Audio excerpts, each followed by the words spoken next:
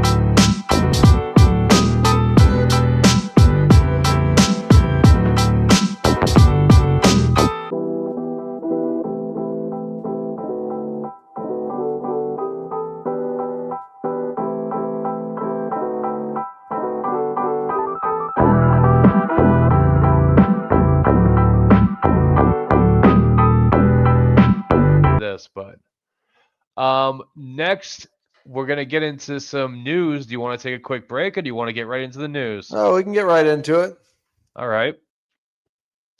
Let me just take a hit of some pot, and first we'll start. We got a couple of news clips, various subjects. First, we got the satanic trans pedos still at it. Oh, hello. Here's a Fox News thing. Appalling agenda revealed in unearthed documents of major U.S. school district. A trans agenda. So here we go. One of the nation's largest teachers' unions is about to host training sessions that will reportedly guide gender transitions for kids while bashing conservatives. The National Education Association's, quote, Advancing LGBTQ Justice program says it will help educators with a variety of policies, including an understanding of the anti-LGBTQ plus policy landscape, how to develop counter-narratives of inclusion and equity, deepen skills and strategies to confront implicit bias, microaggressions, and stereotypes, and develop a tool set of tactics for dismantling systems of privilege and oppression. And a partridge in a pear tree. The teachers union also offers a of similar material to members on race and gender. Now, one of those documents on, quote, creating a race, class, gender narrative presumably criticized conservative opposition, telling educators this, to, quote, name the villains who violate our values, expose their motivation of getting back into or holding on to power, and position them as a barrier to what our families need. One parents' rights group is sounding the alarm, saying this, quote, every year, the teachers' unions funnel millions of dollars into campaigns and activist causes that almost exclusively favor Democrats. This while students fall further and further behind. Families expect schools to teach reading, writing, and math, not political slogans. It is time for teachers' unions to prioritize academic teaching, not indoctrination. Now, we reached out to the NEA for comment, but did not immediately hear back. John Yoo, that was a massive mouthful for me to read, but it sort of reminds me You're a professor at Cal. I'm from the Berkeley Bay Area. Like, that's just the kind of gobbledygook that I grew up with, where I'm like, oh, yeah, a bunch of nonsense where you guys are like shouting it from the sidewalks, but it actually means nothing. I like how that word's made it into the Actually lexicon. really Yeah, a bunch of gobbledygook. Gobbledygook. detrimental to our children. Well, greetings from the People's Republic of Berkeley, as we Totally. call it. Yes. And it's not a bad time to talk about this when we have the socialist mayor of New York, right? The socialist mayor of New York visiting the White House, because socialists don't see work. They don't see jobs as each of us providing benefits to each other through exchange. Instead, they see the economy just about power of groups. And you can see that right there. That teachers union is not interested in improving education for our kids. We've been spending billions of dollars for education for our kids, and we're seeing worse and worse test scores. Instead, what do we see unions up to? How to control the narrative, how to advance their political goals, their radical ideologies, and how to use politicians to keep themselves in power so that they don't have to improve themselves and focus on what their real job is, which is teaching our children. And so it couldn't be a better example of the kind of policies that the new mayor of New York City is going to be in favor of, is protecting these unions, advancing their interests, but not talking about how to make our educational system better. Yeah. You know, Kennedy, I thought, and I think a lot of Americans did, that after the LGBTQ election. justice training. Yep. So justice for what? Of 2020. Justice for the LGBTQ plus, Lucas. Yeah, it's like, well, it's like, what's happening? You know, what's happening where they need justice? Hopefully they're getting locked away in mental institutions. I don't know. Yeah, hopefully. Oh, we went Perfect too far. world. Oh, we listened to that vocal minority, but it seems that we've seen this That quite woman's sort of the shocking. hottest woman This one? on the planet. I wouldn't go that far. Jesus. Yeah, no, she's hot. as Doubling fuck. down. No, she's definitely very attractive. There's no getting around that. And we saw it certainly with that portion of New York City that voted Mamdani into power, that they approved the more radicalized agenda and version of the horror show that we had already seen. Yeah, and it just goes to show you that the establishment Democrat Party is rudderless and it is without principle, because if you are making shifts like that, because, you know, it felt like there was... I was just ready to say, to make a joke, I was going to be like, now I'm more of a Kennedy kind of guy. There's a face you can set your watch to. Where they were entertaining more charter schools and more choice for parents, but the pendulum... It's funny, I'm old enough to remember her back when she was a VJ on MTV. Oh, yeah. has gone the opposite way, and I'm kind of glad the NEA didn't get back to Fox. I'm hoping that means that they no longer exist. Because these teachers unions, they have too much power, they have too much money. They're never going to be able to spend all the money they got from COVID, you know, the hundreds of billions of dollars that flew essentially into their coffers. Have children benefit from it? You know, have their mental health statuses improved since then? No, absolutely not. And test scores continue to go down. And the cities where we spend the most money, where you have the most membership beholden to these unions, that's where you see the worst performances in the country. Looking at you, Chicago, LA, New York, and DC. You know, it's like you have the more teacher union involvement you have, the worse outcomes you have for students. So that should tell parents something like, don't stop driving the bus. You were doing it for a little while, get back behind the wheel. Yeah. And I feel like, Molly, I mean, again, coming from the Bay Area, back then, like I was taught free thinking and independent thinking, and I was a conservative growing up. I was supported in that, and it seems that has been replaced by an indoctrination and an unwavering inability to accept any type of deviation from a very specific agenda. You're a professor too. What have you seen in these kids coming up and in this current time? Well, I was just thinking also, though, about what you're saying about how we thought we would move past this. Yeah. This radical Exactly. trans insanity. I thought we moved past this, but it's still going. Yeah. It's like an 80-20 issue. 80% of Americans are saying, we don't like this. And so we were told that we'd kind of moved on, that it was no longer happening. And then you see what this powerful teachers union, which is a big part of the base of the Democrat Party, what they're doing in the months to come. They're pushing this just as radically as they did a couple years ago. What's changed, I think, for a lot of this is that the media are trying to downplay A lot of the corporate media are trying to pretend that the Democrat Party and their base have moved on from this when they really haven't. We just had an election in Virginia where our governor-elect is very radical on this, but she just said she wasn't anymore, and the media just sort of let that go. And it shows, I think, that it's not sufficient to just think we've moved on. We actually should probably be prosecuting some of these people who are involved in mutilation of children, helping school districts come in between parents and children. It's a really serious thing, and we're not treating it as seriously as we should. And until we do, they're going to keep doing stuff like this. Cheryl, I wanted to close with all your analysis on the economics of this. And you've had a lot of really incredible interviews with members of the administration. And the reality is that the union is a machine. It is a well-oiled and lucrative machine. And we know what happens. They talk about people who want to relinquish power. Well, they're talking about themselves. And certainly when the power. Sorry, I don't mean to keep ripping on these women, but that green dress looks terrible. The green dress isn't a good color. She needs to tan and do some arm exercises. Yeah, well, white women can't wear green. Unless you like are trying to make it a point to, like, I don't know, let everyone know you're Irish. I don't know. Yeah, well, I mean, the only white women that can get away with green are redheads. Yeah, I'll give you that. And that's it. White women can't wear green. Yeah, this color green, I mean, yeah, I agree. Disgusting. is married to an income. Well, the pale skin just doesn't go with it. If she Yeah, was the mom if she arms. was wearing that dress, she'd look dope as fuck. She would, yeah, because she's like Mediterranean. She's tan, yeah. Somewhere around the Mediterranean, African or South European. I mean, I think if she wore the green, she might even look better.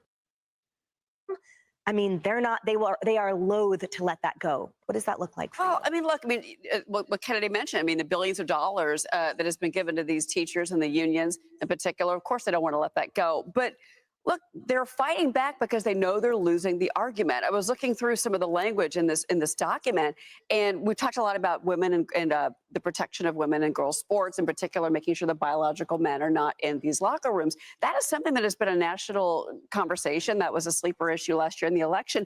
But here's what they say. Our base and persuadables want to support transgender student athletes, but we are susceptible to our opposition's argument that excluding trans youth is necessary to protect the fairness of women's sports. They know they're losing the argument. You know what else in the document? They're promoting gender unicorn. Have you all talked about that?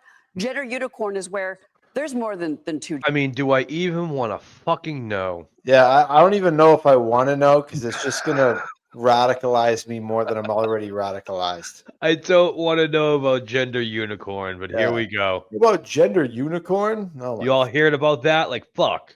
Genders. I mean, we should be gender fluid. And then one of the things they put in this document is here's a big circle. Where do you think you are on the gender circle? Pick it. What are you, a cat? Are you a dog? Are you a unicorn? They really, I think this document shows that they are ready to figure any way they can to fight back, but they're using the nation's children to do that. And that is egregious. There are 3 million members of this organization. Every parent should be petrified, in particular in California, to your point, about what is being taught to their students and the ideology of these educators. It's shameful. I am petrified. I have a friend whose young daughter was like 11 and came home and announced that they would like a different gender and they would like to be addressed differently. And then I saw a photo with a tail, and I asked about, receiving this with love for my loved one, and asked about influences. And the influence came from a certain school and a certain teacher and the thing is, if you are not influencing your children, they are being influenced by something else. So to your point, parents should be petrified and step up and ensure that it is their influence over their precious children.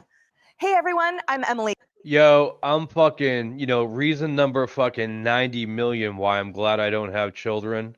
Yeah. But I mean, it's a fact, dude. Like, Satan and the demons are coming for your kids, and I hope y'all are aware of it. I know. Dude, it's like, wild.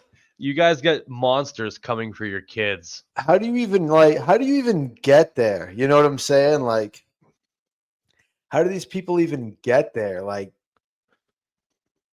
to just say this wild shit or being a woman is more nuanced than the biology of the person.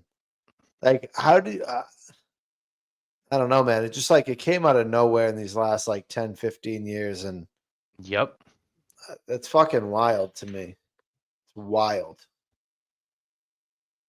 Well, our next clip, I was going to do some Epstein stuff, but then we had more important things pop up in the news. So I actually, no, I do have a couple Epstein things now that I think about it. So the next clip is Hakeem Jeffries on CNN. I seen this. Oh, you did see it. Good. I'm glad you decided to say that out loud instead of just watching it. So here we go. Hakeem Jeffries getting grilled With on the bill to CNN force the release of the Epstein about files now Epstein. cleared through the House, I going do through the not Senate, see and on its anything. way to President Trump's desk Yeah, soon. I take it back. Tonight, a Republican effort to punish a Democratic colleague. No, I over literally don't contact see with the screen's Jeffrey not up. Oh, you literally don't say. Well, good. Maybe I won't even fucking put. You know what I'm saying? Just kidding. Hold on. Boom. There we go. I hate that woman. failed inside of the Yep. House. Old Dylan That's because Mulvaney. moments ago, lawmakers rejected a resolution to censure Democratic delegate Stacey Plaskett Dylan Mulvaney and Predator. Islands for So they text. tried to censure her. I don't know what censure means. They censored fucking Elon Omar. They censored all these people. I don't know what it means, but she was receiving texts from Epstein during a congressional hearing. Wow. And he even texted her like, "Good job. Keep up the good work." Yeah. With Jeffrey Epstein during a 2019 hearing that featured Donald Trump's former fixer, Michael Cohen.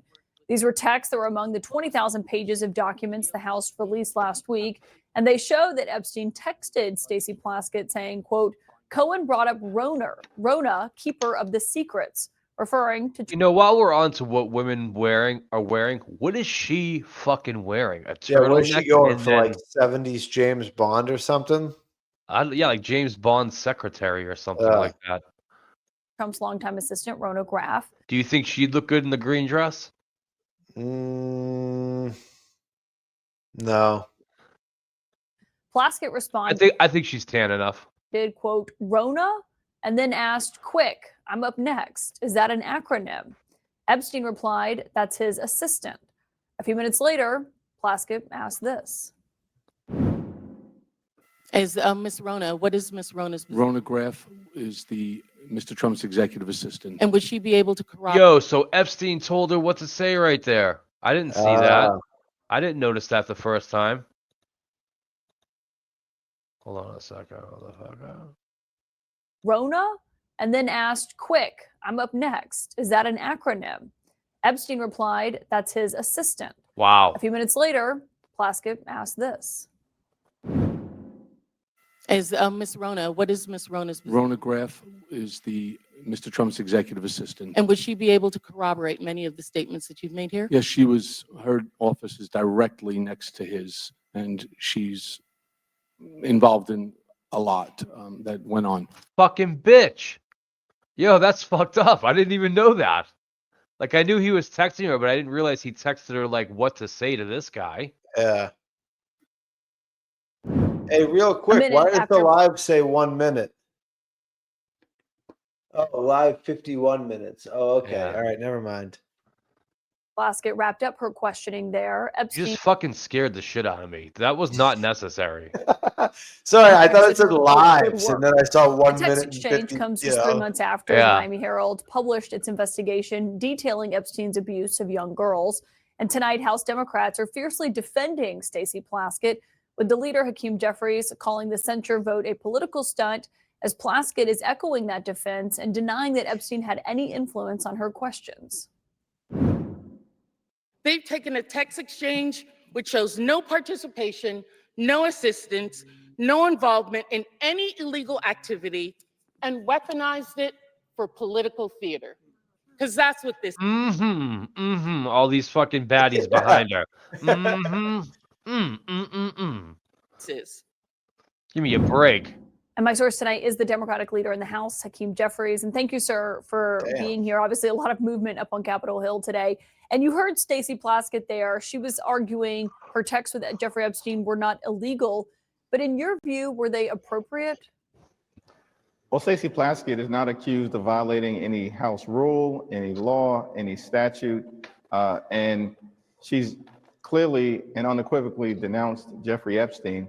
And I think what the survivors fought for today is the type of transparency that came out of the House. And you know what? I'm sick of these fucking survivors. If you guys just name the names. Yeah. And we wouldn't have to go through any of this if these survivors just went on the news and said it was this person, that person, this person, that person. Why aren't they doing that? Yeah. All these congressional people talk about it. This is about the survivors. Just name the names. Went through the Senate and is now on its way to Donald Trump's desk, where hopefully he'll sign it into law, because at the end of the day, all the American people are asking for is just the truth, the whole truth, and nothing but the truth, which is why these Epstein files that Donald Trump and his administration has been hiding for months need to be released.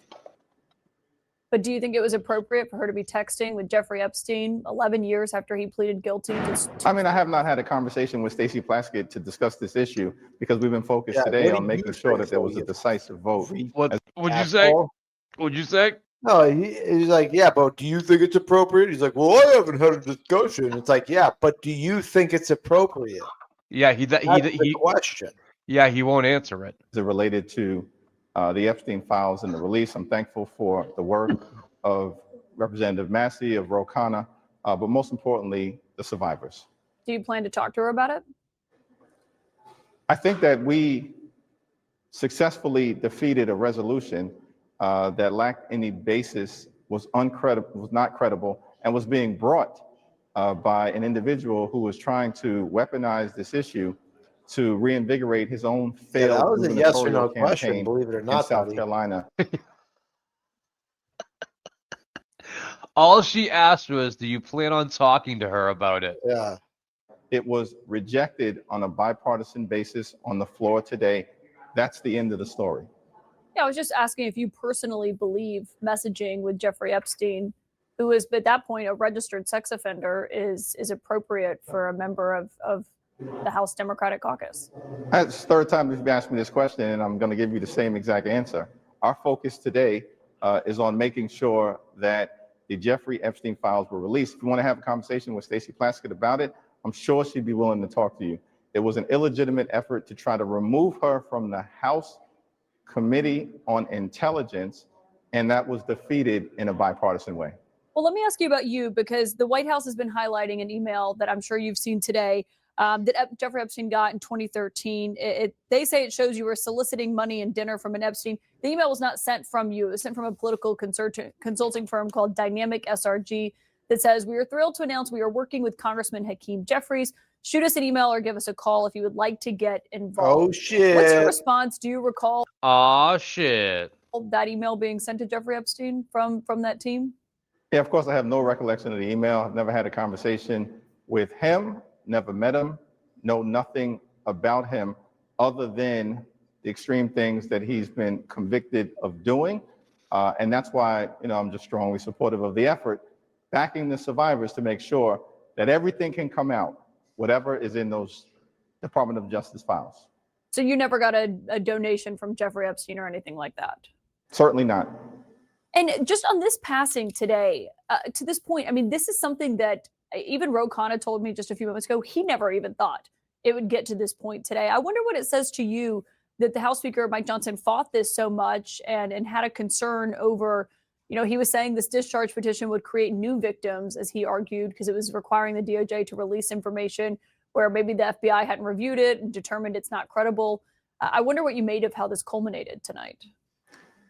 Well, I think it was a decisive bipartisan vote that, I think clearly, despite all of the efforts, 7 weeks of Republicans being on a paid vacation and refusing to swear in Representative Adelita Grijalva. Why was that done? Because they didn't want her to become the 218th signature on the discharge petition that ultimately resulted in the vote today. And so I don't think the Speaker has any credibility as it relates to this issue, but I'm thankful for the outcome today, thankful for the decisive vote in the Senate, and now it's on its way to President Trump's desk. And the Plaskett censure did not pass. There was a resolution rebuking Congressman Chuy Garcia. He had timed the announcement of his retirement shortly after the state's filing deadline, and that was after his chief of staff had declared her own candidacy for that position, basically leaving her as the only Democrat able to run for that seat. There are 23 Democrats who joined Republicans on the disapproval resolution. You urged members to oppose it. How come? I think that it's an issue Because I'm a retard. to be worked out by the people back in the great state of Illinois. Chuy Garcia has been a consistent progressive champion for the disenfranchised, a voice for the voiceless. He's done a lot of good. You know, she's actually growing on me. I find her attractive. I mean, she is. No doubt about that. She's such a bitch, though. I think that it was a resolution of disapproval that I did not support, that there are a lot of issues, I think, of importance to the American people, including the failed Trump economy, the Trump tariffs that are crushing people, the Republican healthcare crisis, the refusal by my Republican colleagues to extend the Affordable Care Act tax credits, the fact that that is going to result in tens of millions of people experiencing dramatically increased premiums, copays, and deductibles. People are going to be unable to go and afford to see a doctor when they need one. There are a whole host of issues that the American people just made clear 2 weeks ago during the general election that they want to see addressed. Yo, I can't stand how they keep bringing up the last general election. All the blue representatives won in the blue states. Yeah, everyone that should have won won. Yeah, You know? nobody flipped. Like, granted, it would have been nice to see some flipping, but still, it's just like they won in this where they were supposed to win. Yeah. It's the So reason it's why not like the American people have spoken. Yeah. Republicans were decisively defeated across the country and up and down the ballot. And yet we continue to come to the floor of the House of Representatives and they play partisan political games as opposed to dealing with the issues that matter relative to driving down the high cost of living and making life better for the American people. I think it's fair to say there's bigger issues people care about, but even some Democrats have said this is why people don't like politics. This is slimy, and it disenfranchises voters by not letting them pick who they want to be running in that race. Did they have a point? I think they can speak for themselves, and certainly, you know, my view on She's the got a weird situation resting was that face.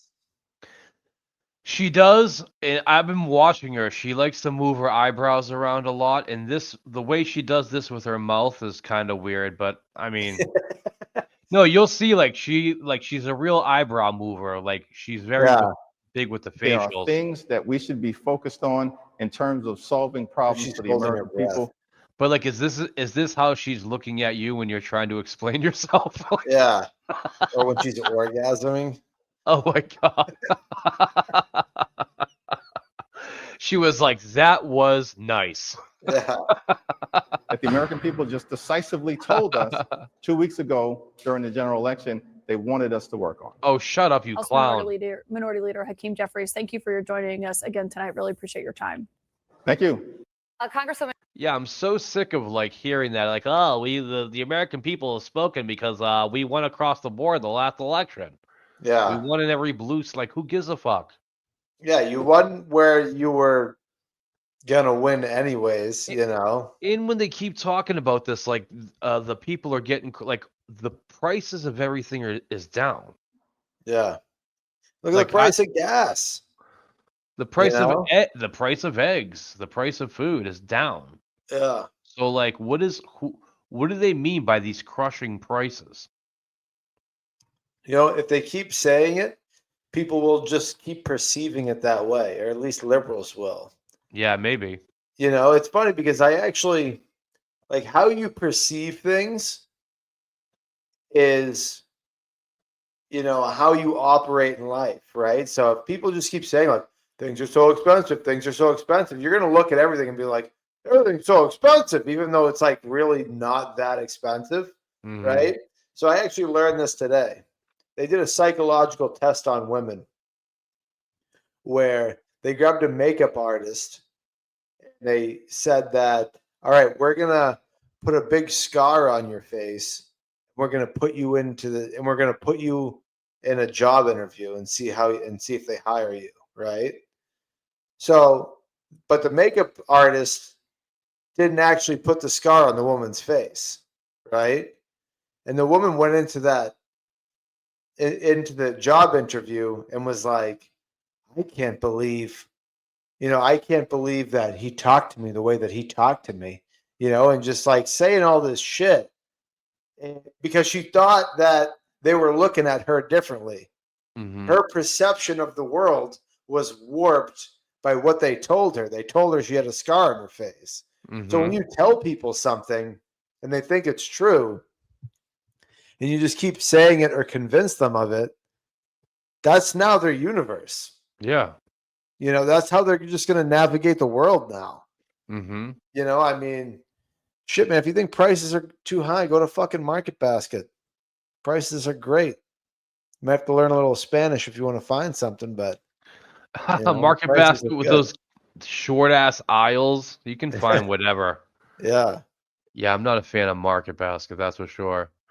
So the next clip, Harris is gaslighting Americans on Epstein. And Jasmine Crocket, Joe, also recently This is claimed that a oh, whole this is the Jasmine Crocket thing. slew of Republicans took money from Jeffrey Epstein. All right, well, let's but she just may get have it out of the gotten a way little right now. She's hot as fuck. I'll do it. Yeah, no, I mean, yeah. Yeah. Right Goes now, without saying. right now, she's the hottest one we've seen today. bit over her skis. Well, no, I'll go the tan girl Shut the fuck up. all day. No. Yeah. No, hold on a second. The tan girl doesn't even have the boobs that chick has, Yeah, no, she's definitely got the tatas. and she's very slim. I mean, dude, she's dope. You're out of your mind. But anyway, no, they're both hot. Folks who But Jasmine Crockett's the hottest, Here's baby. Jasmine Crocket in Yeah. her tracksuit. Just for the record, I will take Jasmine Crocket looking like this over any of those chicks we just talked about. also took Really? money from Dude, I fucking love Jasmine Crocket. Really? If I could only date a black girl that looked like this, I'd be happy as fuck. somebody named Jeffrey With the sass. Epstein, as I had my team dig in very quickly. Mitt Romney, the NRCC, Lee Zeldin, George Bush. Do you want to correct the record on the people that Listen, I never said that it was that Jeffrey Epstein. I wanted the Republicans to think about what could potentially happen because I knew that they didn't even try to go through the FEC. So my team, what they did is they Googled, and that is specifically why I said a Jeffrey They Googled it. Epstein. Unlike Republicans, I at least don't go out and just tell lies.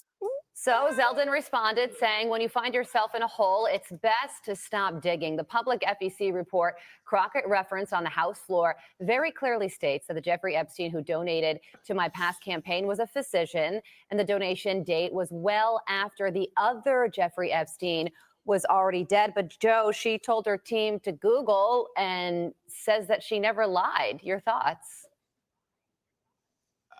Well, she went on She's CNN retarded. to say that. And if you watch the full interview, you would think that Caitlin Collins, who's sitting there, who pretends to be an anchor on CNN primetime, would have at least pushed her on that, would have pushed out that interview afterwards saying, wow, look at this. We called Jasmine Crocket a dead lie. And she made this ridiculous excuse that she said a Jeffrey Epstein instead of the Jeffrey Epstein.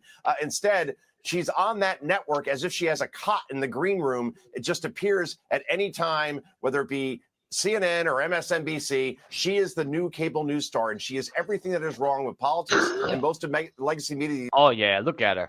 these days. I mean, that's a good Because, picture. look, Yeah, she's hot. she gets She's like rewarded a- for saying provocative, stupid things. I'll go And I 6'5". guarantee you, instead of CNN or MSNBC or all these Right there, other she's places good. that have her on saying, you know what, she's not credible, guys. She can do herself up nice, that's for sure. Yeah.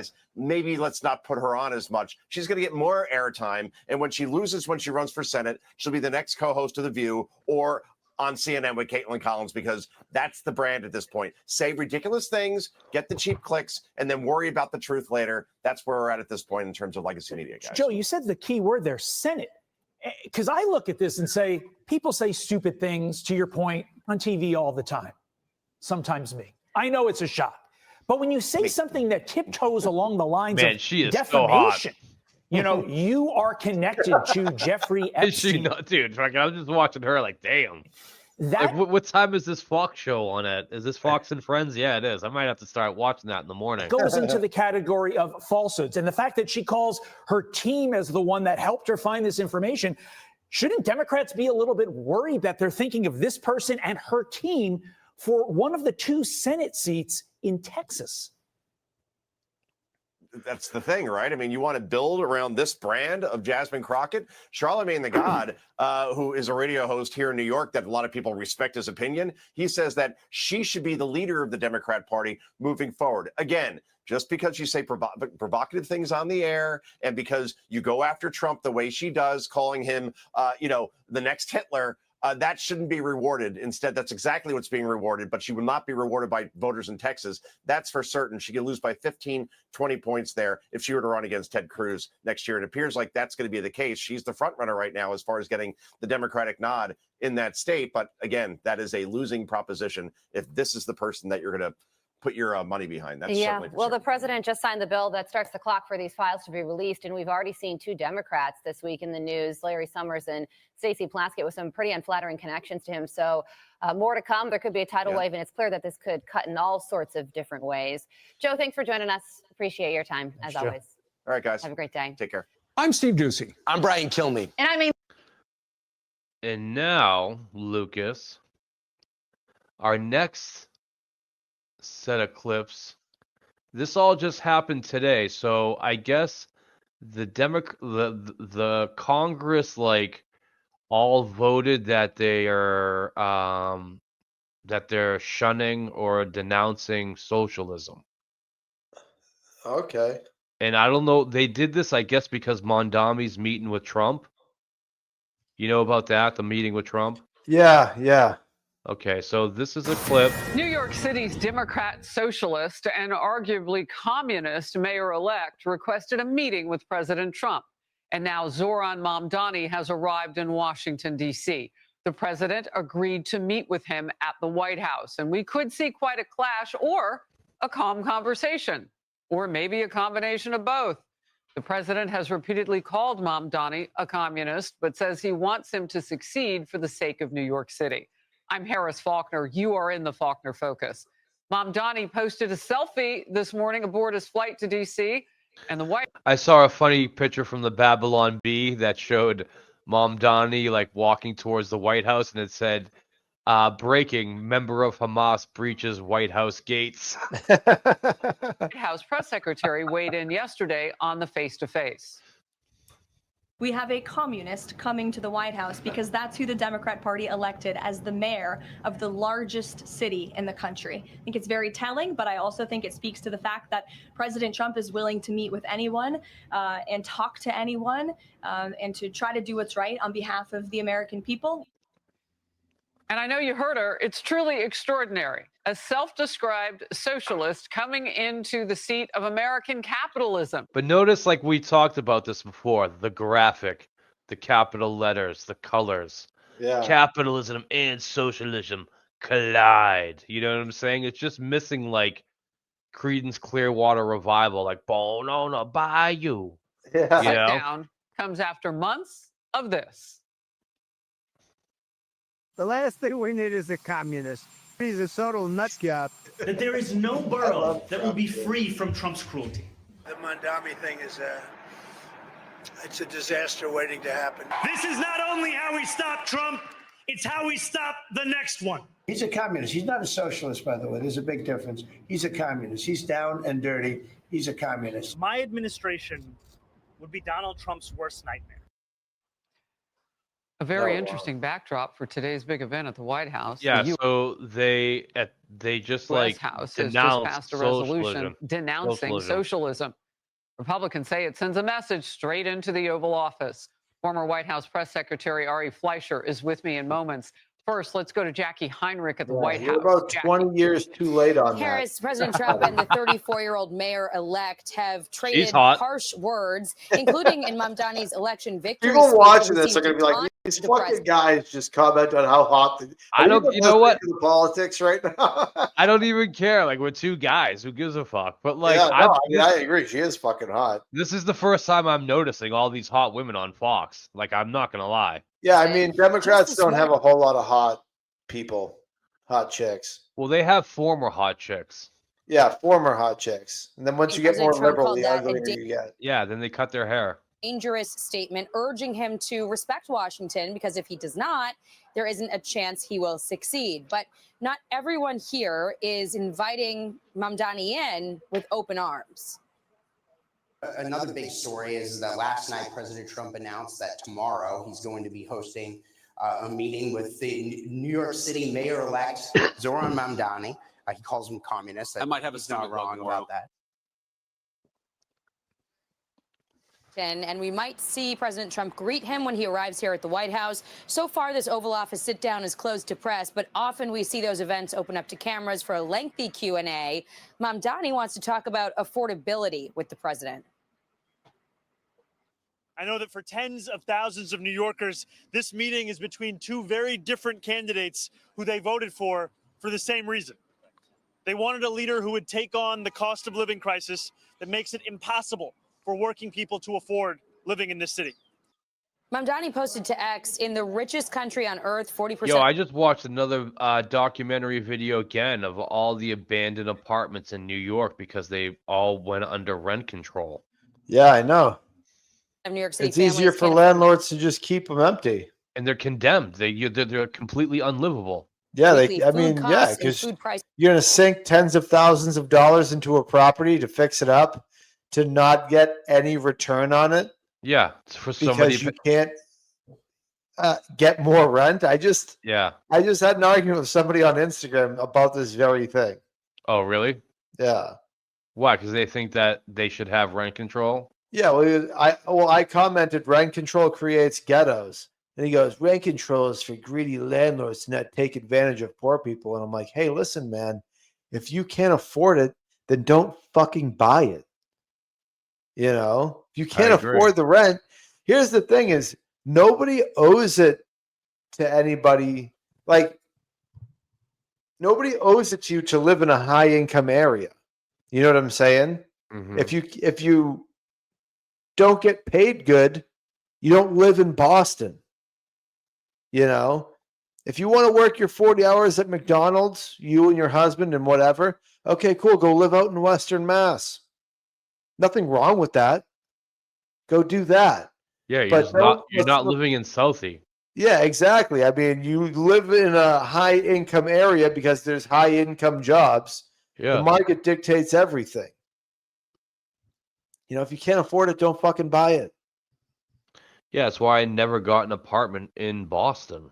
It's Yeah, too- well, and think too about this expensive. too. Well, when they put these affordable housing in these high income areas, now you're just putting people who don't earn a lot of money in a place where everything's fucking expensive because it's a high income area. Mhm. The food, the gas, the everything. The stores, everything. Yeah. The stores, everything is more expensive. So it's Yeah. like you're keeping them poor. It's Yeah, ridiculous. it's really weird.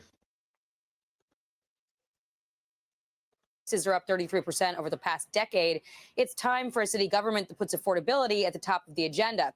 But President Trump is among those who have chided Mamdani's promises, saying you can't pay for free buses, free childcare, and raise the minimum wage without raising taxes on corporations, which could cause a wealth exodus from the capitalism center of the world.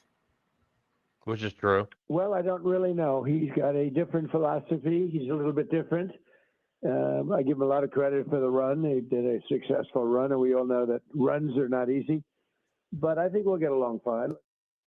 So far, we don't know who else might join the meeting, except, of course, for President Trump, who has a new nickname for his guest, Kami Mamdani. Harris. All right, Jackie, thank you. A new piece in Politico frames the meeting this way. Mamdani's meeting with Trump comes with a power disadvantage, and here's part of it, quote, the meeting sets the tone for the city's future. Mamdani can't afford Trump punishing the city or having his power clipped, but appeasing him or appearing to cow to him will not be well received by the supporters who propelled him into City Hall. That In is Focus true. now, Ari Fleischer, former White House secretary and Fox News contributor. All right, so you're watching this and looking for what exactly, Ari? Because there are a lot of things at play here. I'm looking for which Mamdani shows up. Is it going to be the strident Mamdani who on election night said, turn it up, whatever that meant? That was his advice to Donald Trump. I don't know what that means. Is it a practical Mamdani? Is it the Mamdani who reappointed the New York City police commissioner? Or is it going to be the ideologue fervent socialist whose views are distinctly out of touch with the American people? Most New Yorkers, despite him winning the election, are not socialists. And what's he going to say to Donald Trump about immigration? That will be what turns this into a Flashpoint Zelensky-style blow-up in the Oval Office. Or if he steers clear of that topic, will it be more like Donald Trump visiting with Kim Jong-un? Oh, that's interesting. Well, a new op-ed on FoxNews.com on capitalist messages. Mamdani should hear a few of them at least. Look at this. Capitalism expands supply. Socialism rations it. Capitalism creates jobs. Socialism creates dependence. Mamdani was asked about his very ambitious promises and apparently doesn't care how they are just paid for. He just wants them to get done. Watch this. What the fuck? She should have read all those out loud for us. Yeah, I I know. think I that a was lot gonna of this say. is still a case to be made. Whether it's the corporate tax or whether it's the personal income tax on those who make more than $1 million a year or more, I think that these are the clearest ways. I've also said that if there are other ways to raise this funding, the most important fact is that we fund it, not the question of how we do it, but that we do it. Your reaction? Well, that's a little bit of pragmatism on behalf of a bad idea. But at least he's being pragmatic in that sense. He's not married to just one type of tax increase. The problem is all those tax increases are going to be bad for the people of New York City. It's a pipe dream. And this is why I think he is an ideologue. He is a fervent socialist, and he's going to fail the people of New York City because he cannot bring down prices. He cannot bring down rent. If he freezes rent, he's going to create a shortage of housing, or even worse than New York City currently has. There are apartment buildings throughout Manhattan that are empty because landlords can't make money, and so they'd rather take the house off the market. This is the problem with socialism. It doesn't work, and it hurts the poor, the needy, and the middle class the most. The rich will be fine. They'll move out of New York City. They'll keep an apartment as a secondary residence, and they'll visit there less than the mandatory 180 days a year that would trigger New York taxes. Wow. They'll get it figured out. It's the poor who will suffer the most. Well, we mentioned that the House vote denouncing socialism has happened already, and here's a little bit of the debate before that vote passed. Americans built New York City as a gateway for immigrants seeking a better life. We built it on freedom, self-reliance, and open markets, not on forced redistribution or centralized planning. The situation now extends to Seattle, where the mayor-elect has chosen to boycott Starbucks, a company founded in her own city. Is this what we want? A country where those who run our cities turn their backs on the very entrepreneurial spirit that made them thrive? Well, how much does it matter that this has happened now in the House, that denouncement of socialism ahead of this meeting between President Trump and Mamdani? I mean, I'm not a fan of these resolutions in the House. I think they have other priorities that are more in tune with our day-to-day needs. It is indicative how many Democrats vote for it, because it shows that socialism is not popular in the United States, despite New York having a socialist mayor and now Seattle. Man, when I was in my 20s, I thought socialism was such a good idea. I know. I can't It's believe democratic socialism. It's different. Yeah, you it's know? different. It's democratic socialism. Yeah. It's not the same. We take the good parts. Yeah. Right? Isn't that what it was? Like, I don't even know what I was saying back then. Yeah, I know. Having a socialist mayor. But look here, if I'm the press covering this meeting, I know they're going to go for the flashpoint to Trump versus Mamdani, et cetera, and try to stir the pot. I'd ask a simple question of Mamdani. It's like, buddy, didn't you see the graphic they had on fucking on the TV show you're on? It said communism versus capitalism collide. Yeah, yeah. Do you believe that workers should control the means of production? Let him answer the classic Marxist definitional question. Oh, and interesting. If he says yes, as he has in the past indicated he does believe that, we really know we have an ideologue on our hands. If he hems and he haws and he tries to give some other answer, Well, we're going to see that what he would be an does. encouraging sign to me that the man has second thoughts about socialism and Marxism. Real quickly, I can tell you my team has just informed me that top 4 ranking Democrats voted for this denouncement of socialism. That's Surprise or not? I'm very surprised about that. I thought they would join ranks and just try to dismiss this vote. All right, Ari Fleischer, thank you very much. Well, yeah, so we'll see what he does, because I can totally see a politician just saying a bunch of shit to, create a coalition and get votes and win the nomination. Mm-hmm. And then once he gets in, he's like, yeah, fuck all that, Yeah, exactly. So maybe that's probably what he's going to do. So this next clip is a continuation. Just as Mamdani is Did set you to see meet that? with Trump in Like, the yo, look at that graphic. Socialism threat, yeah. just as Mamdani is set to meet with Trump in the Oval Office today, the House has indeed voted to condemn socialism. Aisha Hosni joining us now from Capitol Hill. Aisha, the House Minority What's up, Leader, Aisha? Hakeem Jeffries, how did he vote? I know, right? Jesus Christ, bro. There's a bunch of hot chicks on Fox. He actually voted yes in favor of condemning socialism. He was in favor of this resolution. And I will tell you that the entire. Yeah, Hakeem Jeffries voted yes to condemn it, even though he endorsed Mamdani during his election. Yeah. Isn't that weird? Yeah, no, it is. Democratic leadership also voted yes along with him, which was a big surprise. And the Democrats are pretty evenly split. About 98 of them voted against this. 85 Democrats voted yes. It's a big message, huge message to Democrat socialist Zohran Mamdani as he makes his way to the White House. Well, what about Democrat socialist Bernie Sanders or AOC? What about them? Yeah. What are they going to think of this? House later today. And when he was asked about it actually at the airport, Stuart, about Congress voting to condemn socialism, he said, look, I'm just focused on the issues of New Yorkers in New York. So this resolution, Stuart, was brought to you today by Florida Republican Maria Salazar. She is the daughter of Cuban exiles, and her resolution declared that Congress denounces socialism in all its forms. Well, several Democrats were making the argument that this text was just too broad, it was too vague, that it would encompass social programs like Social Security, Medicare, SNAP, even fire departments, public parks, and they did not want to denounce it. So I cannot vote for a resolution that can be interpreted as condemning Medicare as a socialist policy. Those are social programs. That is not that socialism is going to be the ideology that we're going to be following. Socialism is tied to communism, period.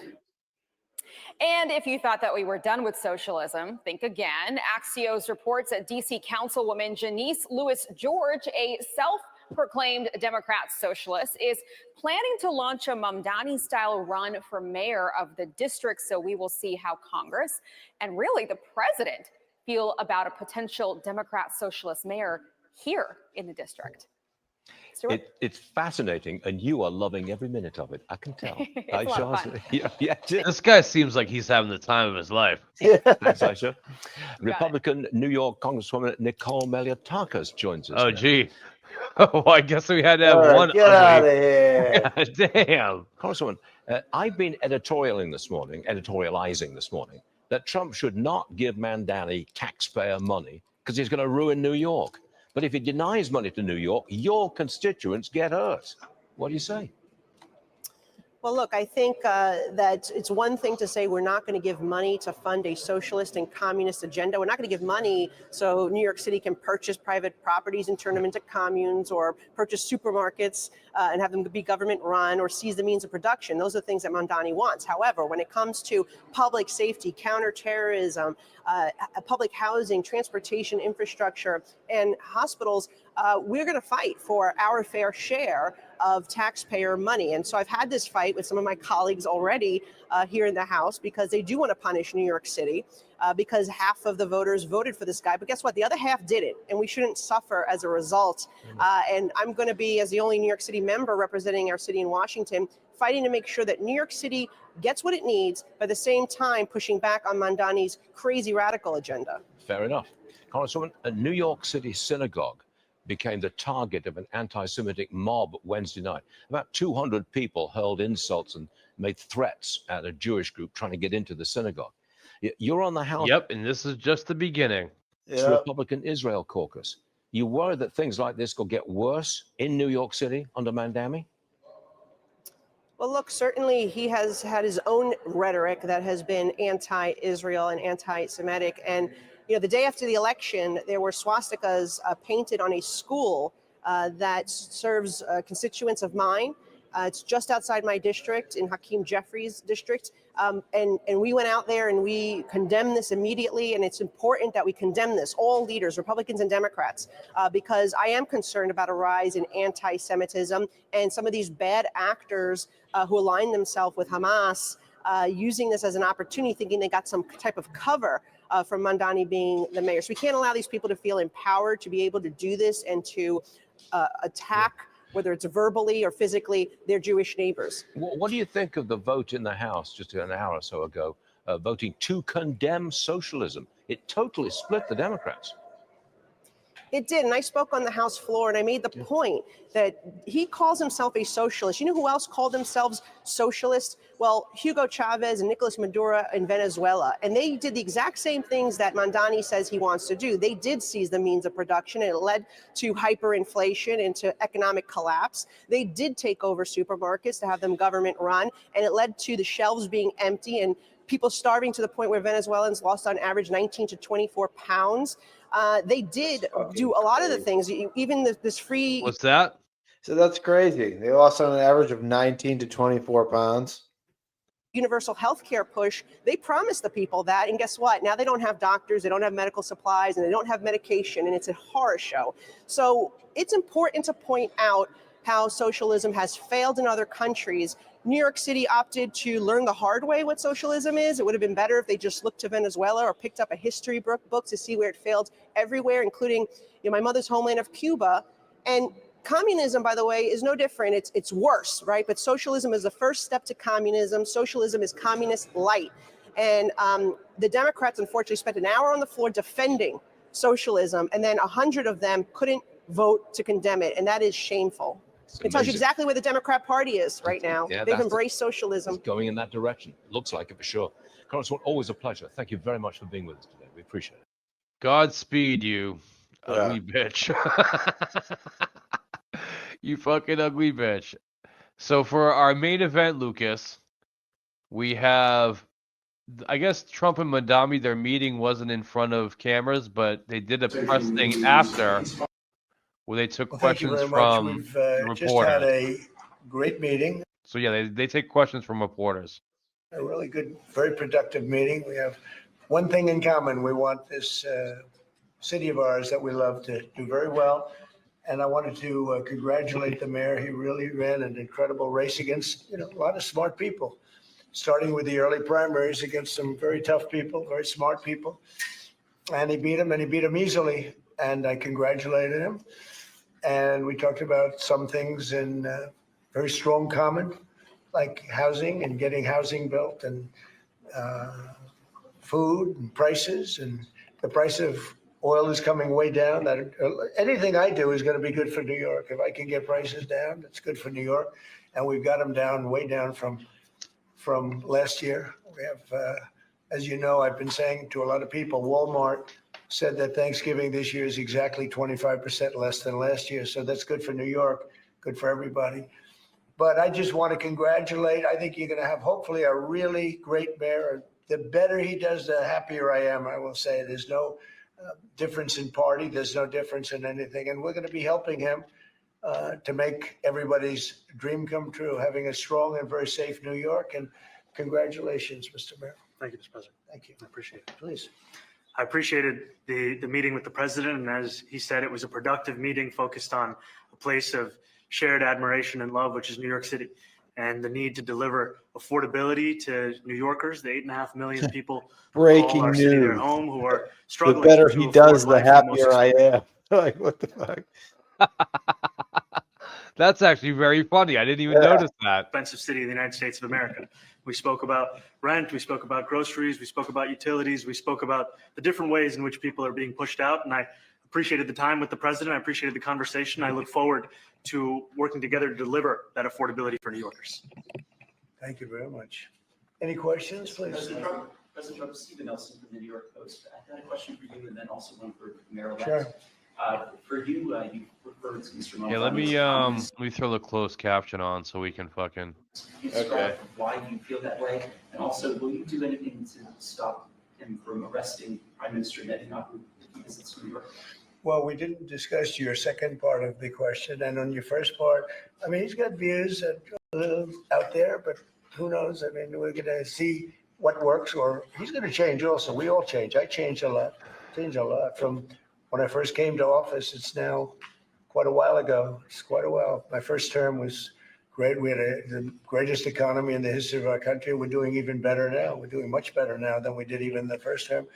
And I can tell you, some of my views have changed. And we had discussions on some things. I'm not going to discuss what they were, but that I feel very confident that he can do a very good job. I think he's going to be. I think he is going to surprise some conservative people, actually, and some very liberal people. He won't surprise them because they already like him. And Mr. Mamdani, it sounds like you had a productive discussion, but just days ago you referred to President Trump as a despot who betrayed the country. You said you would be his worst nightmare and accused him of having a fascist agenda.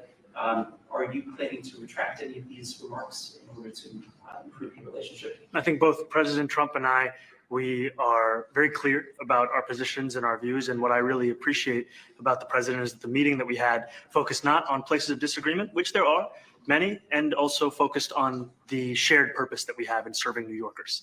And frankly, that is something that could transform the lives of 8.5 million people who are currently struggling under a cost of living crisis, with 1 in 4 living in poverty.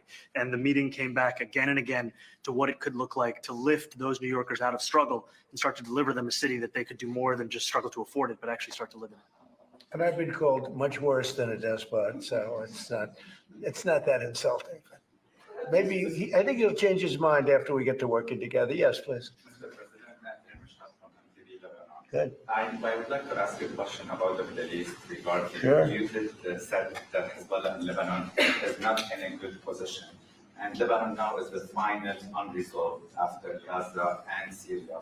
Given your assessment, like what do you say for the Lebanese today, the independent state of Lebanon? And what is your next move to push toward disarmament?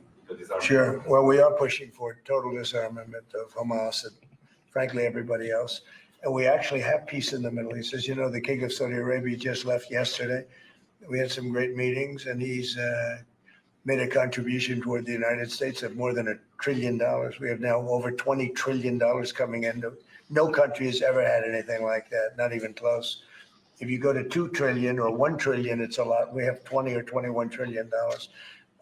I think that Hezbollah has been a problem, and Lebanon, big problem. We're working with Lebanon. We're working with everybody in the Middle East. That's another thing I think we have in common. We want to see peace in the Middle East. And we actually have now, for the first time, peace in the Middle East after 3,000 years.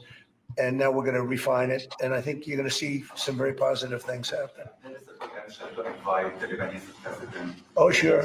Oh, I would do that. Absolutely. And if the mayor would like to be here for that meeting, because I know he feels very strongly. I think you feel very, very strongly about peace in the Middle East. We desperately want it. And that's something that I shared with the president, that when I spoke to New Yorkers who had voted for the president last November on Hillside Avenue and Fordham Road, I asked them why. I heard again and again 2 major reasons. One was that they wanted an end to forever wars. They wanted an end to the taxpayer dollars we had funding violations of human rights. And they wanted to address the cost of living crisis. And I appreciated the chance to discuss both of those things. He said a lot of my voters actually voted for him, and 1 in 10. And I'm okay with that. I find that extremely hard to believe. Yeah, he said 1 in 10, so like maybe like those were just like independents. Yeah. And I'll do that. I'll sign it. Give it to me. I'll sign it in a minute. That's pretty good.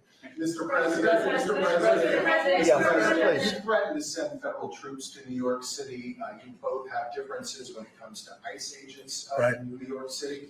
Mr. Mamdani, you called ICE a rogue government entity. I wonder how you reconcile your differences on both of those issues. Well, I think we're going to work them out. And I think that if we have known murderers and known drug dealers and some very bad people, we want to get them out. And the mayor wants to have peace. We discussed this at great length, actually, maybe more than anything else. He wants to have a safe New York. Ultimately, a safe New York is going to be a great New York. If it's not safe, no matter how well we do with pricing and with anything else, we can talk about anything you want. If you don't have safe streets, it's not going to be a success. So we're going to work together. We're going to make sure that if there are horrible people there, we want to get them out. I think he wants to get them out maybe more than I do. I don't think he does. So we'll work together. We discussed it. at great length. Yes. Trump's playing Zoran like a fucking fiddle. What's that? He's playing him like a fiddle. He's just saying things that Israel Republican talking points that he can't disagree with. Mhm. You know, I think he wants them out too, all the murderers, and and Zoran just has to stand there and fucking smile and nod. And nod his head, yeah. And the fact that he's standing right now instead of in a chair, that's strategic. Yep, that is strategic. You're absolutely right because he looks like Trump an looks assistant. comfortable. He's been here before, and Zoran just stands there covering his crotch because he's vulnerable. That's very true. Yeah, okay, Very true. But first of all, to the mayor-elect, you're both from different parts of the political spectrum. You're both populists, though, and I just wonder to what extent the president's campaign style, his techniques, his social media, has inspired any part of your campaign. Well, I actually told the president that, so much of the focus of our campaign has been on the cost of living crisis. And when we asked those New Yorkers who had voted for the president, when we saw an increase in his numbers in New York City, that came back to the same issue: cost of living, cost of living, cost of living. And they spoke about the cost of groceries, the cost of rent, the cost of Con Ed, the cost of childcare. And too often politicians are looking to lecture to New Yorkers what they should care about as opposed to listen. And when we spoke to those voters who voted for President Trump, we heard them speak about cost of living. We focus on that same cost of living. And that's where I am really looking forward to delivering for New Yorkers in partnership with the president on the affordability agenda. And I think we have to work a little bit. We talked about Con Edison. We have to work a little bit on getting the prices because, we've gotten fuel prices way down, but it hasn't shown up in Con Edison.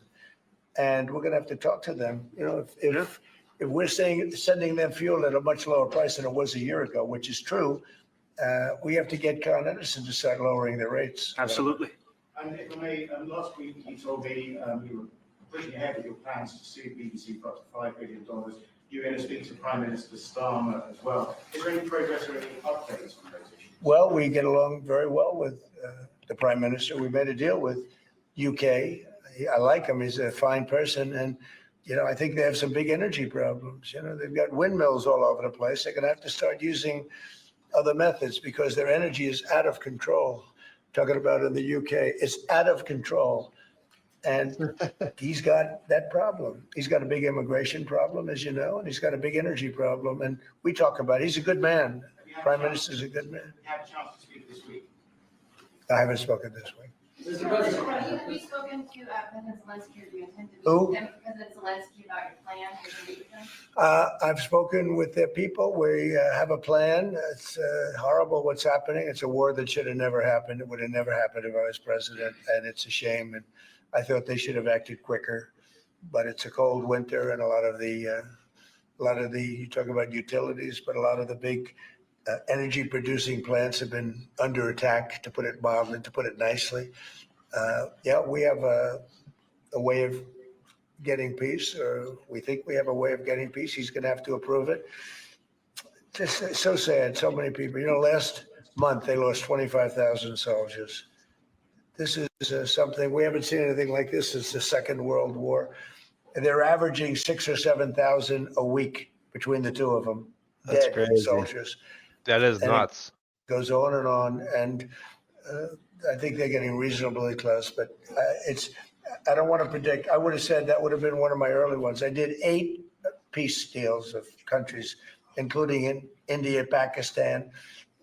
You could even go. In fact, they're coming here in a week or two.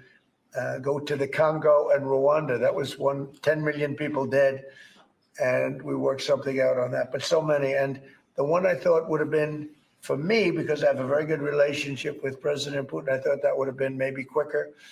But it does take 2 to tango.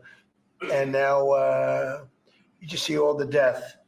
And, it doesn't affect us other than the fact that we don't want to see all those people. That really, it's on the other side of the ocean. It's a war that should have never happened. It did happen. I blame the person also sitting right behind this desk. This is a war that should have never happened, and it wouldn't have happened if I were president. But we're trying to save a lot of lives. They're losing 25. Think of that, 25,000 lives over the last short period of time.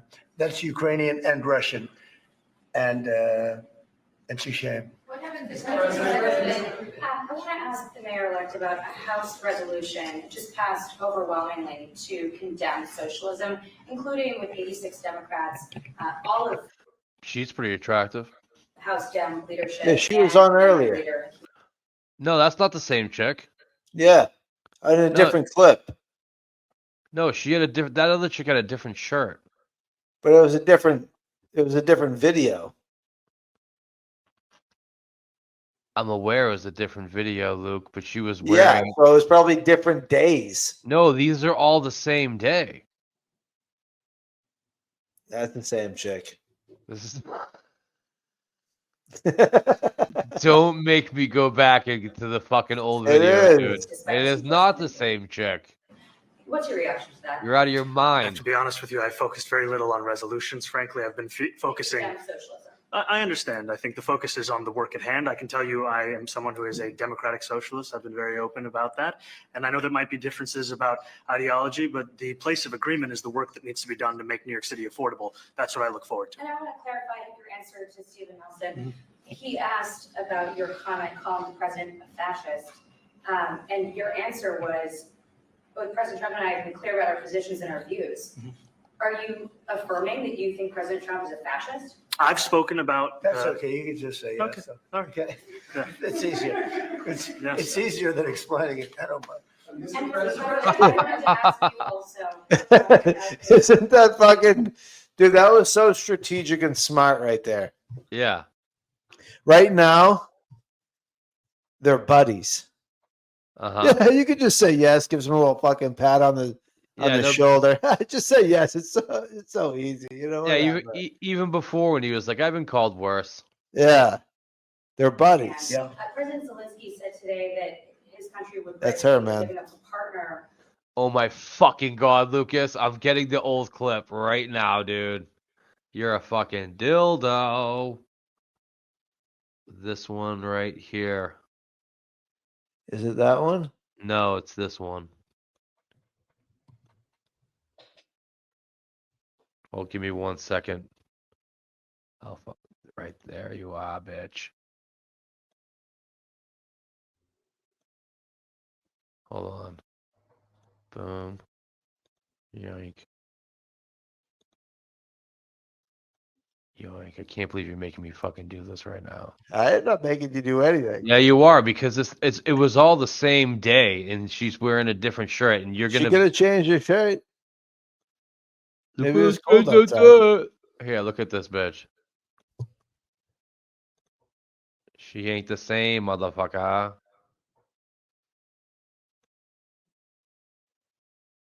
Hair's different. She has. I think that's the same girl.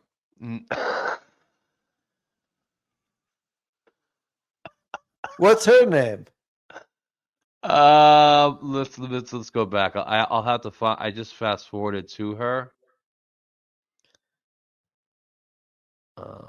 Shit. So let's go to Jackie Heinrich at the White House. Jackie Heinrich. Okay. And this reporter, I don't think it says her. It doesn't say her name. But that's not her. I mean, look at right. So you just saw the picture. Yeah. Okay. So just take one more look. Okay, you see this beautiful fucking face right here. Okay, she's just a dream. Let's just face it. Boom, and then boom.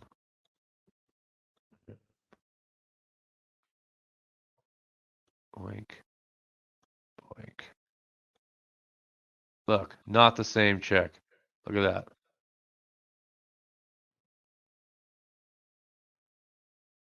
That's not the same chick, bro. I'm sorry to tell you. I don't know, man. Look at it. That's not the same chick. The hair's not even the same. There's been criticism that this deal. You mean he They doesn't? weren't both blondes? I mean, they're both. I mean, I think the other chick was more of a darker blonde, but yeah, they're both blondes for sure. I mean, yeah, they're both blondes, but It's unclear. that was a different chick. He was sort of Well, attempting to- he'll have to like it, and if he doesn't like it, then they should just keep fighting. I guess The suggestion that you made, though, was that if he doesn't accept it, that the U.S. would pull back its support for Ukraine. Is that Well, at some accurate? point, he's going to have to accept something. He hasn't accepted. You remember right in the Oval Office, not so long ago. I said, you don't have the cards. Don't forget, I inherited this war. This war never would have happened. I inherited this war. And I thought he should have made a deal a year ago, 2 years ago. The ultimate deal would have been if it never started. That would have been the good deal. That could have been done too if you had the right president, but you didn't have the right president. Mr. President, cost of living is something that you and Mr. Mamdani seem to agree on. Right. Democrats have run New York City for a long time, Mr. Mamdani. Do you see Democrat policy specifically as being a problem? And I'd like that to be a question that both of you could answer. I mean, that's a really good question, Mr. I mean, the Democrats have been running New York for how long? And they're complaining about the cost of living? Look, I think that there are many things in our city where we have to own the responsibility of it, things that existed long before the president was the president. And those are also part of the message of our campaign, was to take on a broken politics of the past. And I ran against a number of candidates who represented different versions of that past. And what we found time and again is that working people were left behind in the politics of our city. And what we're looking to do is put those people right back at the heart of our politics so that we don't have a situation where we're in the wealthiest city in the history of the world, and yet 1 in 5 can't even afford $2.90 for a Metro card. Mr. President, You know, we had some interesting conversation, and some of his ideas really are the same ideas that I have. Some of his ideas are really just the same ideas that I have. I love that. Thing on cost. You know, the new word is affordability.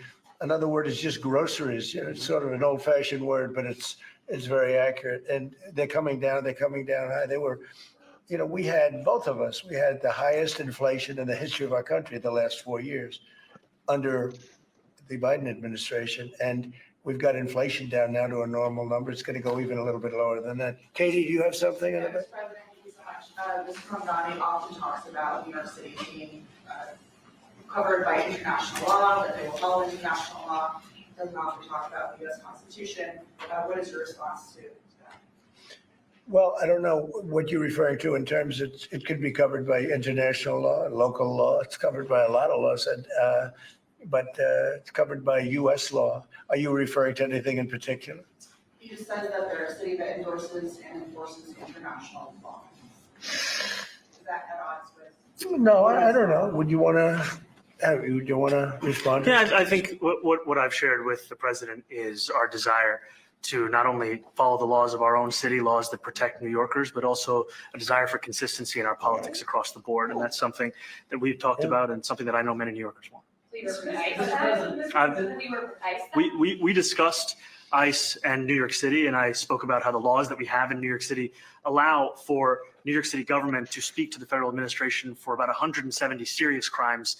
The concerns that many New Yorkers have are around the enforcement of immigration laws on New Yorkers across the 5 boroughs. And most recently, we're talking about a mother and her 2 children, how this has very little to do with what that is. What we did is we discussed crime more than ICE per se. We discussed crime, and he doesn't want to see crime, and I don't want to see crime. And I have very little doubt that we're not going to get along on that issue. He wants to, and he said some things that were very interesting, interesting as to housing construction and what. No, I mean, it's just how the optics right now. The Democratic Socialists and Donald Trump fucking. Oh yeah, I think we agreed on pretty much everything about crime. Oh really? Yeah. Oh really? Now it's just wild. They're buddy. It's going to be interesting to see how the left perceives him about this going forward. He wants to see houses go up. He wants to see a lot of houses created, a lot of apartments built, etc. And you know, we actually people would be shocked, but I want to see the same thing. Mr. Mamdani, anti-Israel protesters. Jack? Mr. President, I want to know one of the policies as well that Mayor-elect Mamdani talked a number of times about on the campaign was shifting the tax burden for property taxes from what he called minority communities to white-based communities and putting more taxes on white people. I also noticed that in your acceptance speech, you didn't mention anything about America or Christians or white people in general. And so I didn't know if that was one of the policies that you guys had spoken about. We focused on affordability. We focused on the cost of living crisis. What I will say is that I am very much interested in property tax reform, because what we see right now in New York City is a system that is so inequitable that it can't even stand up in court. And the president and I spoke about the importance of not only building more housing, but also making sure that regulation of housing is something that is manageable to actually get through, and not the cause of yet another wave that we see in our To be city. clear, you're continuing this idea of race-based property taxes. No, to be very clear, That's what you said. no, the use of the term was a description of neighborhoods, not a description of intent. So you intend to tax the whiter neighborhoods more? No, we intend to create a fair property tax system because we want a New York City that is not only fair and equitable, but also one that every New Yorker can afford. Mr. Mamdani, Please, go ahead. Mr. Mamdani, anti-Israel protesters just targeted a synagogue in New York. Are you concerned about Jewish New Yorkers feeling welcome and safe in the city? And President Trump, you threatened to cut off federal funding to New York City. What policies would prompt you to do that? Would that be city-run grocery stores? Be right back. I said, let my Well, I dog think out. if we didn't get along, Okay. whether it's cut off or just make it a little bit difficult or not give as much, we want to see, I use the term, we don't want good money going after bad. And we don't want that to happen. I don't think that's going to happen. I did say that, subject to what policies are being set. We had a meeting today that actually surprised me. He wants to see no crime. He wants to see housing being built. He wants to see rents coming down, all things that I agree with. Now, we may disagree how we get there. The rent coming down, I think one of the things I really gleaned very much today, he'd like to see him come down ideally by building a lot of additional housing. Yeah. That's the ultimate way. He agrees with that, and so do I. But if I read the newspapers and the stories, I don't hear that. But I heard him say it today, and I think that's a very positive step. No, I don't expect. I expect to be helping him, not hurting him. A big help, because I want New York City to be great. Look, I love New York City. It's where I come from. I spent a lot of years there. Now I'm right here. We took a big setback with the mayor that we had, Dave de Blasio. I thought it was a tremendous setback for the city. I think this mayor can do some things that are going to be really great. Mr. President, on the synagogue, Mr. President. Okay, how about you? Go ahead, please. You're a billionaire. You have a different address nowadays than you used to, but you used to call New York City home. Would you feel comfortable living in New York City under a Mamdani administration? Yeah, I would. I really would, especially after the meeting. Absolutely. What makes you comfortable? We agree on a lot more than I would have thought. I think I want him to do a great job, and we'll help him do a great job. He may have different views, but in many ways, we were discussing when Bernie Sanders was out of the race, I picked up a lot of his votes, and people had no idea, because he was strong on not getting ripped off in trade and lots of the things that I've practiced and been very successful on. Tariffs, a lot of things. Bernie Sanders and I agreed on much more than people thought. And when he was put out of the race, I think quite unfairly, if you want to know the truth, many of the Bernie Sanders voters voted for me. And I felt very comfortable, frankly, in seeing that and saying that. And, it just turned out to be a statistical truth. But no, I feel very comfortable. I would feel very, very comfortable being in New York. And I think much more so after the meeting. Yes, please. Thank you, Mr. President. I have a question for you, but a very quick one for Please. the mayor. Why did you fly here? Aren't trains greener? I will use every form of transit, and I want to make sure that they're all affordable in New York City. And I love this chick. That was a What'd you great say? question. She said, why did you fly here? Aren't trains greener? that's why making buses fast and free is a centerpiece of our campaign. Did you? There is a bus that Well, goes. but I know, but if he flew, that's a lot quicker too. I mean, he's working very hard. For him to be, that's a very long drive. I'll stick up for you. The plane takes you 30 minutes and driving takes you a And long Mr. time. President, I was wondering if you could clear up some confusion around a Washington Post report.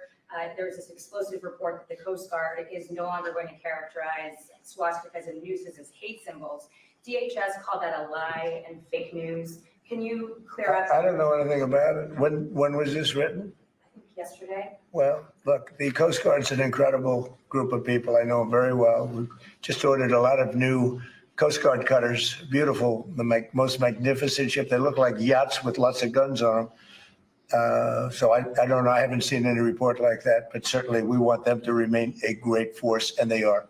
Mr. President, and you did a piece in all the 9 months around the world. I would like to ask Mr. Mamdani, you've accused the U.S. government of committing genocide in Gaza while President Trump was working on peace. Why that? I've spoken about the Israeli government committing genocide, and I've spoken about our government funding it. And I shared with the president in our meeting about the concern that many New Yorkers have of wanting their tax dollars to go towards the benefit of New Yorkers and their ability to afford basic dignity. And what we see right now is we're in the 9th consecutive year of more than 100,000 school children being homeless in our city. And there's a desperate need not only for the following of human rights, but also the following through on the promises we've made New Yorkers. And I appreciated the meeting we had and the work that we can do. Do you agree that President Trump did do a peace and work hard to make the peace? Because he worked hard to do the peace in the Middle East and everywhere. Do you agree with that? I appreciate all efforts towards peace, and I shared with President Trump that when I spoke to Trump voters on Hillside Avenue, including one of whom was a pharmacist that spoke about how President Trump's father actually went to that pharmacy not too far from Jamaica Estates, that people were tired of seeing our tax dollars fund endless wars. And I also believe that we have to follow through on the international human rights. And I know that still today, those are being violated, and that continues to be work that has to be done no matter where we're speaking of. Mr. President, thank you, Mr. President. Do you view the mayor-elect as the true leader of the Democrat Party? And do you think Leader Schumer's and Leader Jeffries, have to follow his lead? Well, look, I hope they have great leaders. This is a man that right now I think is focused on New York City. I really think he has a chance to do a great job. We're going to help him, but I really think he has a chance to do a great job. But I'll let you answer that. You consider yourself the leader of the Democrats. I think it's more appropriate for him. I consider myself the next mayor of New York City, and I keep my horizons firmly on New York City. And I appreciate the meeting with the president, which focused again on the 5 boroughs and whether New Yorkers could afford to live there. By the way, being the mayor of New York City is a big What's that? He said that about 6 times. I know. deal. Absolutely. I always said, one of the things I would love to be someday is the mayor of New York City. Being the mayor of New York, and especially now, because I think you're at really a turning point, one way or the other. It could go great, or it can go in a different direction. And I think you really have a chance to make it great.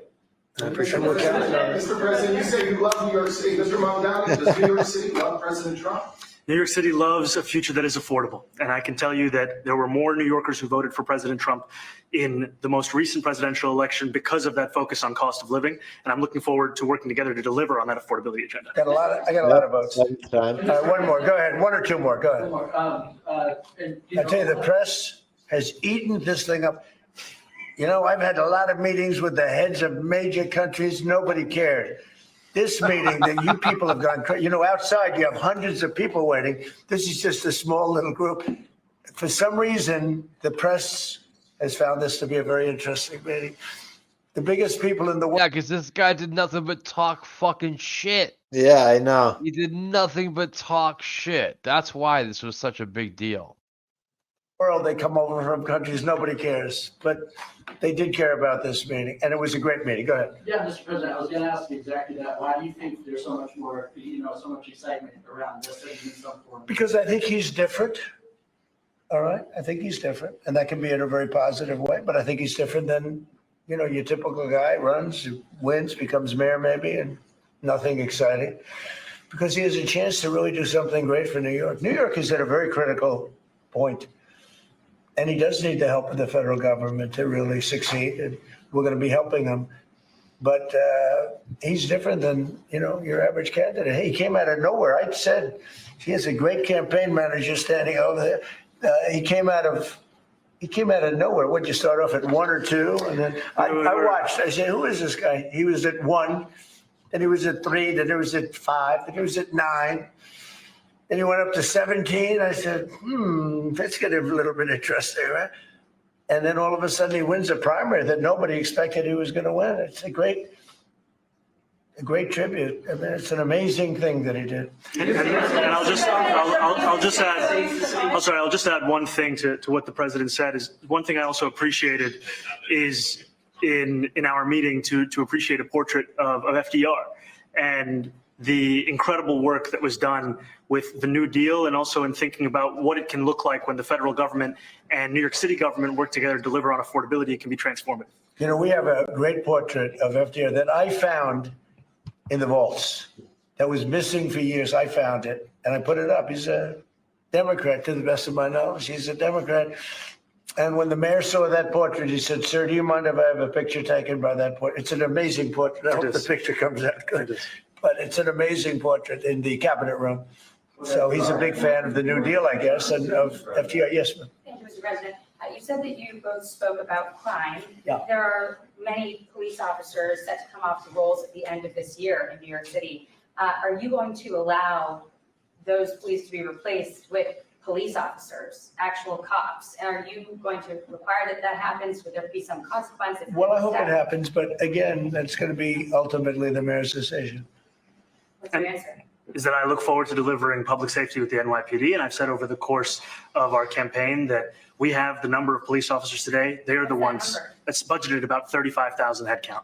And I think the key thing is that we have to make it easier for police to focus on police work, not ask them to respond to 200,000 mental health calls a year. So is that a reduction from what you're at right now? Are you committing to maintaining the same level of cops? I've committed over the course of the campaign to maintain the 35,000. That's the headcount that we had through the And campaign. not replace them with caseworkers, social work? No, I've said that's the headcount that we want. What we need to do is make sure they can focus on serious crime. And he just retained a great police commissioner, I believe, right? Yes, If yes, we did, Commissioner Fish. If the newspapers are correct. That one they're correct about. He retained, I think, somebody that is she's a good friend of some of the people in my family, of Ivanka, and they say she's really good, really competent, and he just retained her, so that's a good sign. Are there still topics that you see that you're disagreeing on in the future? And do you think you'll have more meetings like this? There will be topics that we disagree on. I think we'll probably come to a conclusion, and ultimately, he'll convince me or I'll convince him. You know, it's for the good of New York. Ultimately, it's for the good of New York. I don't care about affiliations or parties or anything else. I want to see if this city could be unbelievable, if he could be a spectacular success, I'd be very happy. Do you think you guys will meet more in the future too? Too. Do you think you'll meet again in the future, throughout the initiative? I think we will. Yeah. I think we will. I hope we do. I enjoyed the meeting. We had a great meeting.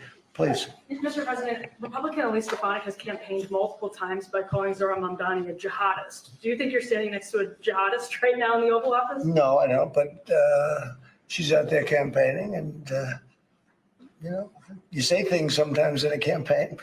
Isn't that sort of She's a very capable person, but you really have to ask her about that. But I don't particularly. I think I met with a man who's a very rational person. I met with a man who really wants to see New York be great again. And I can say again, because New York was great. You know, when I came down to Washington initially, the city was so hot. It was doing great. We were having some telltale signs of problems. We had a mayor that was not doing a great job, but still, it was moving along. And it went bad. It really went, pretty bad. And I think it's been at lower points, but it went pretty bad. I think he can bring it back. Now, the question is, will he bring it back all the way? Will he bring it back greater than ever before, which is, I guarantee, that's his wish. I think he wants to make it greater than ever before. And if he can, we'll be out there cheering. I'll be cheering for him. Okay? Thank you very much, everybody. Good Thank you very much. Good job, boy. So what'd you think of that press conference, Lucas? I thought the optics were great. Yeah. I thought that was good, man. Yeah, I agree. That went very well. It almost seemed like just Mamdani just he was there to kind of bend the knee. Mm-hmm. That's exactly what it was. Help, Yep, exactly what it was. I'm interested to see what happens, like we said, as far as the perception goes. Yeah. Going forward. Yeah, I'd like to see what some of the commentators, because this just happened today, right? Yeah. Or yesterday or something. I'd like to see. Yeah, it all happened today. Commentators are saying, Yeah. So. But that's all we got for today, homie. Well, all right. Well, if you've made it this far, like, comment, subscribe, and let us know what you think.